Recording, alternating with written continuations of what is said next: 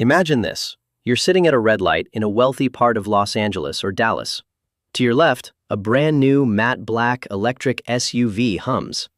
The driver is wearing a $300 t-shirt, checking a smartwatch that costs more than your first refrigerator. He looks like the definition of success. Now, look to your right. There's a 10-year-old Toyota Camry. The paint is fine, but it's not turning any heads. The driver is wearing a plain hoodie, just waiting for the light to turn green. If I forced you right now to bet all your money on which one has a higher net worth, who would you pick?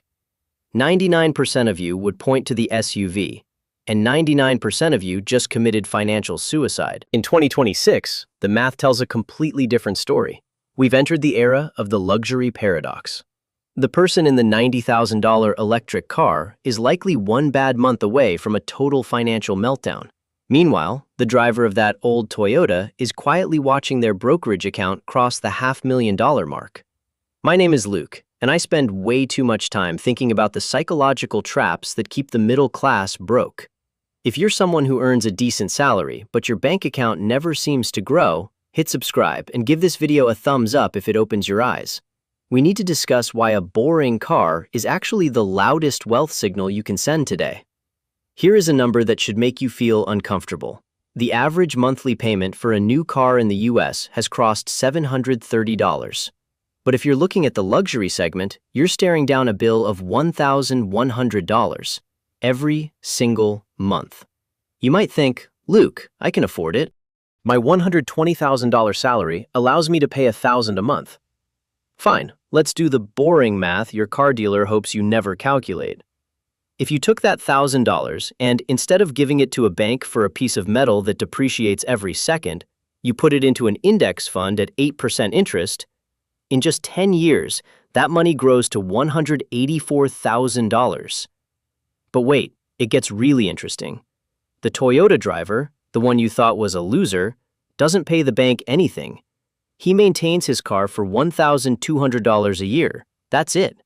While the SUV owner is losing $12,000 in payments, $5,000 in depreciation, and another few thousand in insurance, the Toyota driver is building an empire. In 10 years, the SUV owner has a car worth $20,000. The Toyota owner has a car worth $6,000 and a bank account with $184,000. Ask yourself right now, do you want to look rich or be rich? Because in 9 out of 10 cases, you can't do both at the same time. Why do we do this? It's called conspicuous consumption, but I call it the validation tax.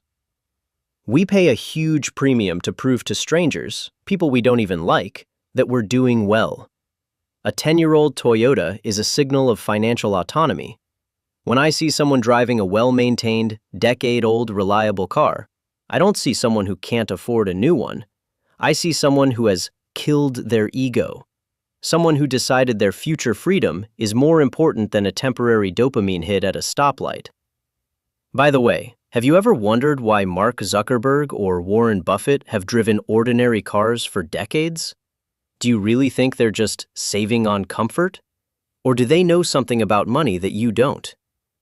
In 2026, this question is more critical than ever. Technology has hit a plateau. A 2016 Toyota has Bluetooth, backup cameras, and great fuel economy. Does the 2026 model have more screens? Sure. But is it fundamentally $50,000 better? The answer is a resounding no. We live in an age where a car's utility has completely detached from its price. Now, you might be thinking, but Luke, what about repairs? Old cars are money pits.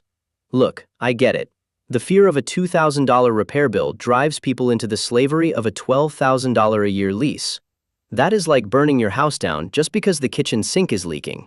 The math isn't even close. It's a landslide victory for the old car. Even if your Toyota needs a major overhaul every 5 years, you're still saving $57,000 in payments over that same period. Here is the most surprising revelation. True wealth, the kind that lets you quit a job you hate or travel for 6 months, is invisible. A 10-year-old Toyota is a signal primarily to yourself.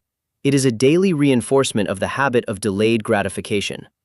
People who drive old cars usually don't feel the need to upgrade their iPhone every year or buy designer clothes every season. This one decision, the car, is often the keystone habit that determines if you will be a millionaire or just another Henry, high earner, not rich yet. What should you do right now? First, apply the 5-year rule.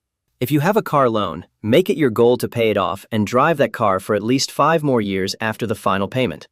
Second, create a maintenance fund. Take 20% of what used to be your car payment and put it in a separate account. That's your no-stress repair fund. The other 80%? Put it into an index fund. Automatically, don't even look at it. Are you ready to go into your banking app right now and set up that auto transfer? Or is the fear of what your neighbors think still stronger than your desire to be free? The world wants you to be a consumer. Every ad, every influencer, and every dealer is designed to make you feel less than if you don't have the latest model. But freedom doesn't smell like new car leather. Freedom smells like a paid-off car title in your drawer and a bank account that grows while you sleep. Choose the paradox. Choose the Toyota. Choose your future. If you made it this far, comment "reliable wealth" so I know who is actually ready to win the money game. I'll see you in the next video.